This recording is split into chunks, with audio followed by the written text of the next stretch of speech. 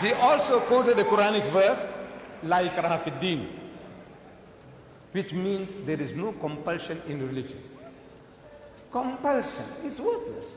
At the point of the gun or the knife, you force somebody to say, read the Shahada, the Kalima, the Creed of Islam, and the man is forced to read. What is it worth? Nothing. There is no compulsion in religion. But the insinuation is that the Muslims were doing compulsion. I said, look, my brother, Sharosh, you are a proof that the Muslims didn't use any compulsion for 1,400 years.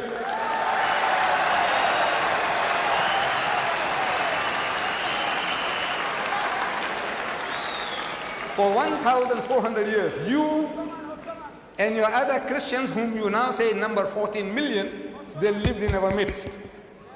In Egypt, the Muslims have been the overlord of that country for 1,400 years. For a few years, the French came, for a few years, the British came, but overall for 1,400 years, the Muslim has been ruling that land. And yet, today, you can boast there are 10 million Coptic Christians in Egypt. If there was compulsion of any kind, there would not have been a single Christian left in the country.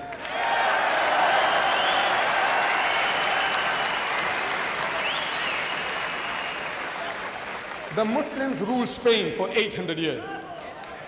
800 years. We, because we failed to deliver the message, we were kicked out. We were kicked out. Shame on us. We didn't fulfill our obligations.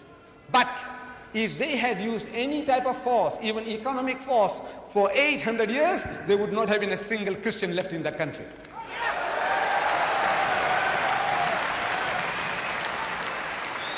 We Muslims, we ruled India for 1,000 years.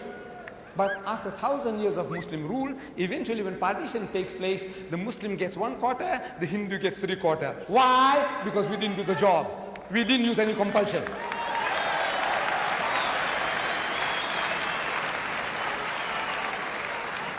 And which Muslim army went to Indonesia? Which Muslim army went to Nigeria? Which Muslim army conquered the east coast of Africa? Which Muslim army? Today, the Britisher and the American, he's coming towards Islam. I want to know what sword? What sword? What sword is the Muslim using? The sword of the intellect. George Bernard Shaw, he said, if any religion has a chance of conquering England, nay Europe, within the next 100 years, so that religion is Islam.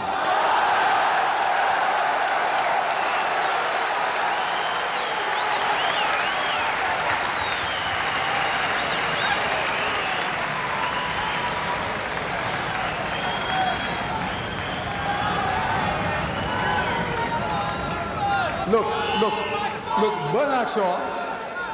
Bernard Shaw had the foresight, he could see. But we Muslims, we have failed Islam. Wallah, we have failed.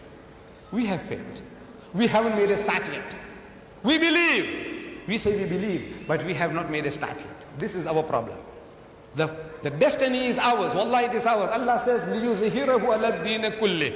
He has given you a deen, a way of life that is to master, overcome and supersede them all, bulldoze them all, whether it be Hinduism, Buddhism, Christianism, communism, Judaism, every ism.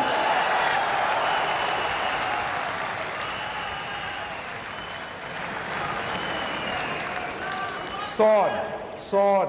I'm asking, what sword? Thomas Carlyle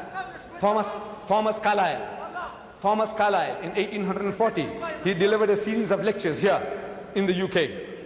In England, Thomas Carlyle, one of the greatest thinkers of the past century. Thomas Carlyle. And he says, the sword. He said, the sword indeed. But where will you get your sword? He said, every new opinion at its beginning is precisely in the minority of one.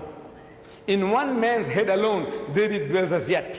That he take a sword and try to propagate with that will do little for him. He said, first you must get your sword.